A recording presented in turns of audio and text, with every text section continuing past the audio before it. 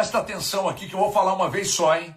Gostei do Cruzeiro, tá? Amplamente superior. Achei até que ficou barato pro Pouso Alegre, que na verdade ameaçou ali no final do jogo, né? O Cruzeiro mandou em praticamente 85 minutos do jogo.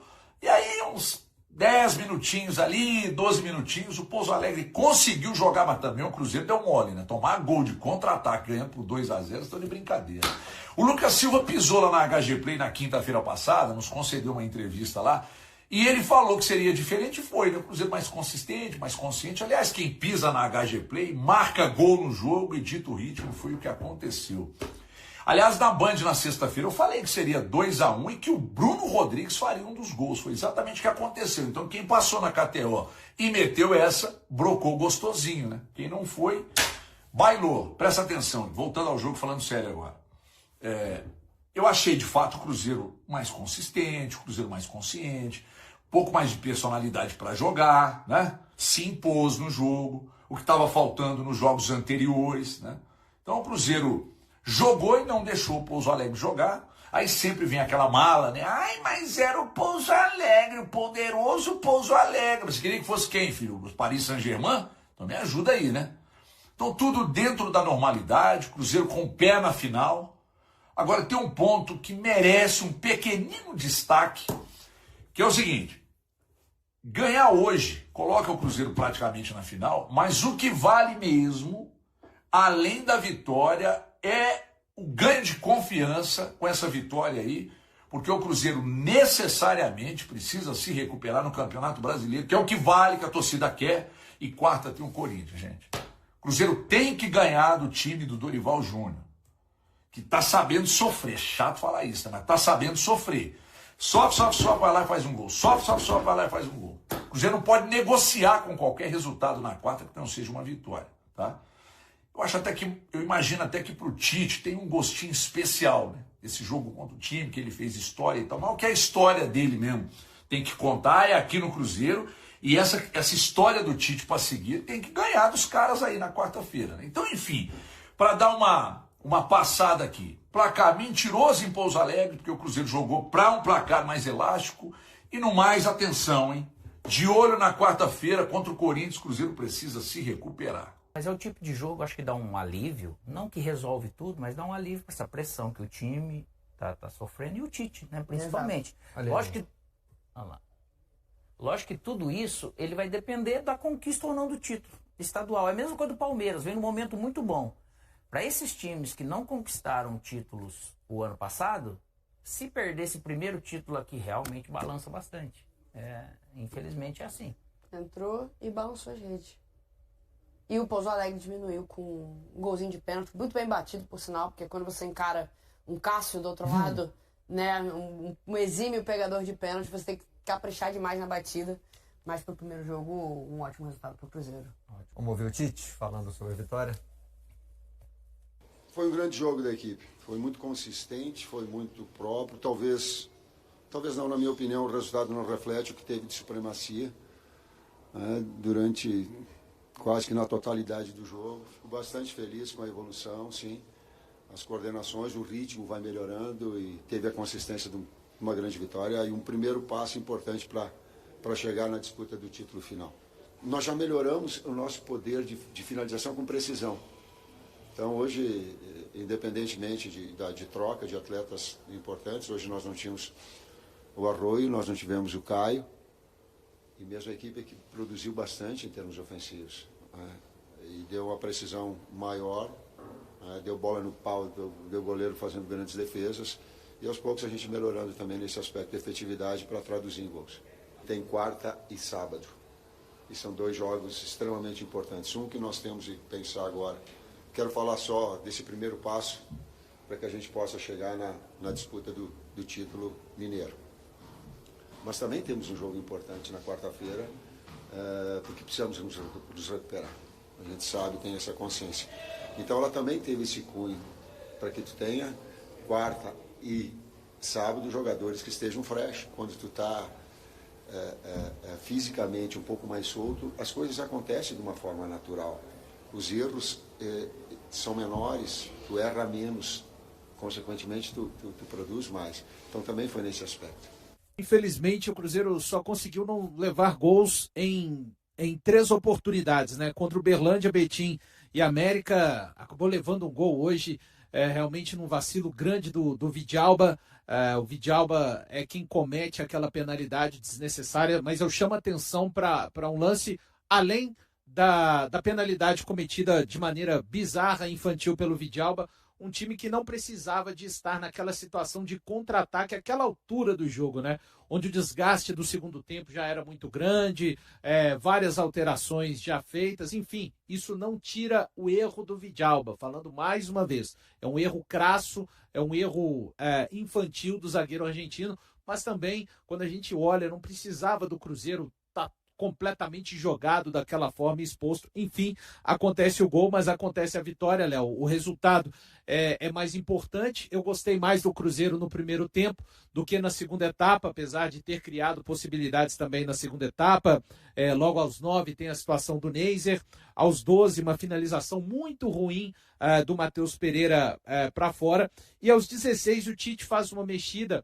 Eu sei que o Bruno Rodrigues fez o gol na posição de centroavante, mas eu não gostei dessa mexida do Tite. Eu teria sacado, de repente, o próprio Matheus Pereira, colocado o Gerson para jogar mais à frente com o Neiser e o Bruno Rodrigues pelo lado esquerdo para jogar na sua, para jogar de ponta, enfim, mas o Bruno Rodrigues acaba fazendo um gol na posição de centroavante, que o técnico Tite o colocou. Aos 18h30, o Lucas Silva chuta e essa bola tem um desvio, e aí o Cruzeiro abre o placar. Depois, aos 29, o Cruzeiro faz o segundo gol ali com uma jogada do William, que é exatamente a jogada que o Bruno Rodrigues faz, o gol. E aí parecia que o Cruzeiro ia controlar mais a partida, como disse bem a Rafa. As substituições acontecem. E eu tenho que falar, né, do banco, gostei da maneira que atuou o Bruno Rodrigues. Ele participa do lance do primeiro gol, como você chama a atenção, né, Léo? Ele e o Gerson brigaram ali para que o Cruzeiro retomasse e faz o segundo gol, por isso até foi o meu voto. Mas a entrada do Wallace, por exemplo, para mim só serve mesmo a título de descansar o Romero e mais nada a acrescentar da entrada do Wallace. A grande questão da entrada dele é descansar o Romero e muito provavelmente ele entra hoje, porque Hickman está jogando o Brasileiro Sub-20, Matheus Henrique está suspenso, o Wanderson, mais uma participação muito ruim do banco também do Wanderson, o Japa entrou desligado e o Kenji até tentou fazer uma jogada ali. A entrada de fato que acaba fazendo a diferença do banco de reservas é do Bruno Rodrigues. Bom, vem o pênalti do Vidalba. E aí a equipe do Pouso Alegre, não vou nem dizer que exerce uma pressão, tenta ali tirar algum proveito do Cruzeiro naquele instante que faz o gol diminuindo. O Cruzeiro fica muito desfigurado, mas tinha que ficar. Romero tinha que sair. Matheus Pereira eu teria tirado até antes, aquela altura do jogo, né? Onde o desgaste do segundo tempo já era muito grande, várias alterações já feitas, enfim, isso não tira o erro do Vidalba, falando mais uma vez, é um erro crasso, é um erro infantil do zagueiro argentino, mas também, quando a gente olha, não precisava do Cruzeiro estar completamente jogado daquela forma, exposto, enfim, acontece o gol, mas acontece a vitória, Léo. O resultado é mais importante. Eu gostei mais do Cruzeiro no primeiro tempo do que na segunda etapa, apesar de ter criado possibilidades também na segunda etapa.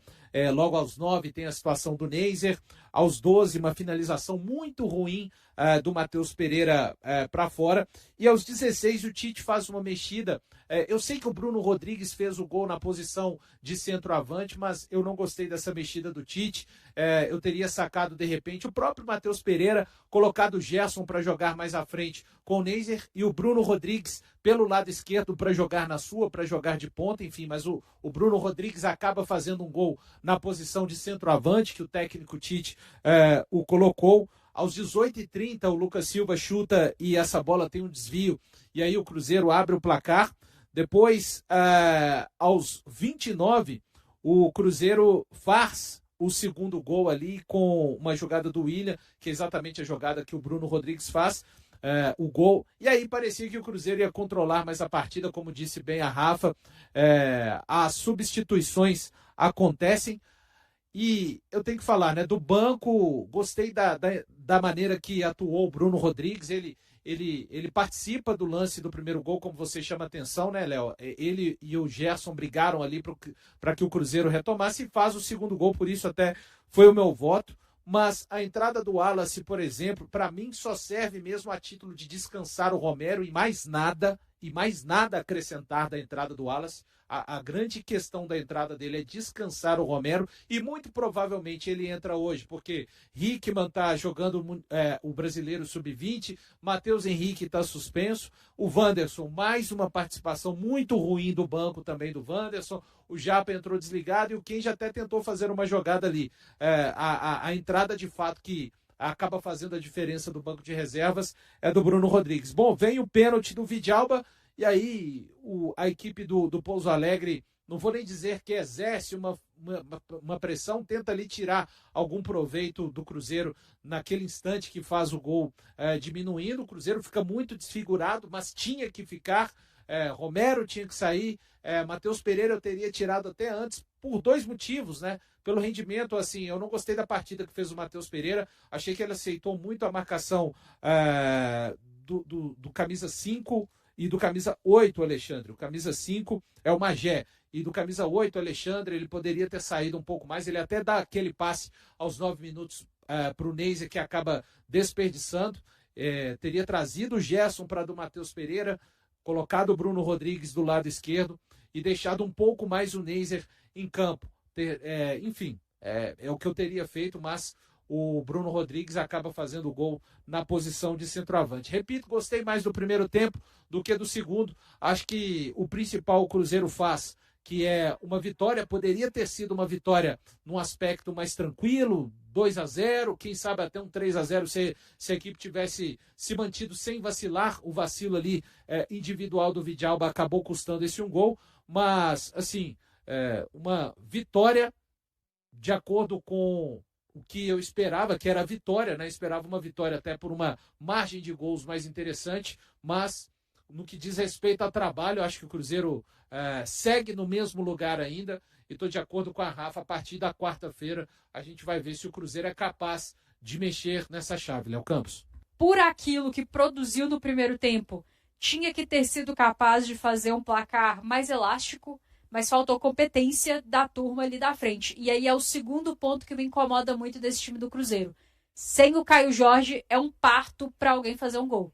É impressionante a quantidade de gols, a quantidade de tomadas de decisão equivocada, de gesto técnico equivocado, que faz com que o Cruzeiro não aproveite o volume que tem. O Cruzeiro teve muitas finalizações na partida, acredito que em breve o Rafa vai colocar as estatísticas aí na tela para vocês acompanharem com a gente, mas só pegando aqui rapidamente para ilustrar o que eu tenho dito, o Cruzeiro finalizou 19 vezes e somente 7 na direção do gol. É um aproveitamento muito pequeno, pífio. Os nossos jogadores eles precisam ser capazes de tomar melhores decisões e de acertar no gesto técnico ali no último terço, porque tem coisas que são da ordem do treinador. A organização do time, ser um time que sabe como ataca, que sabe como defende. O chegar lá no último terço passa muito pelo trabalho tático, pelo trabalho do dia a dia do treinador. Agora, o que os jogadores fazem com a bola nos pés quando estão cara a cara com o goleiro, quando estão na área,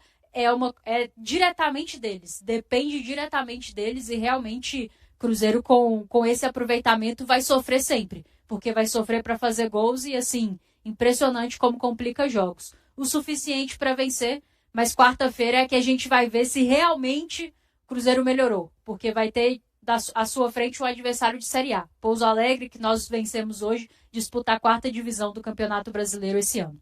O Cruzeiro Esporte Clube largou bem no Campeonato Brasileiro Sub-20. Atual campeão da Copa São Paulo de Futebol Júnior, a tradicional Copinha, o time celeste superou o Esporte Clube Juventude por 2-0, neste sábado, às 15 horas, na Toca da Raposa 1, em Belo Horizonte. Os gols foram anotados pelo atacante André e pelo meio-campista Juan Gabriel. As 2 assistências saíram do lateral direito Ivanilson, de 17 anos, que em 2025 já participou de atividades com o elenco principal. O time titular foi escalado com Vitor Lamonier, Ivanilson, Kaique Luiz, Kelvin e William, Alessandro e Murilo, André, Juan Gabriel e Pablo, Ryan Lelis. O grupo mantém contato constante com a equipe profissional. 5 atletas vêm treinando regularmente com o time principal: o goleiro Vitor Lamounier, o lateral William, o volante Murilo Rican, o meia Juan Gabriel e o atacante Ryan Lelis. Murilo e Ryan, inclusive, já tiveram oportunidades de atuar na equipe de cima. Impulsionado pelo título da Copinha e pelo triunfo na estreia do Brasileiro Sub-20, o Cruzeiro quer seguir em alta na competição. O próximo compromisso do Sub-20 será na quarta-feira, às 15 horas, diante do Criciúma Esporte Clube, pela segunda rodada do torneio. A partida ocorrerá no CT Antenor Angeloni, em Criciúma, Santa Catarina. E aí, galera, o que acharam? Deixem suas opiniões nos comentários. Não se esqueçam de deixar o like, se inscrever no canal e ativar o sininho para receber as notificações. Até mais, Nação Celeste! Vamos pra frente!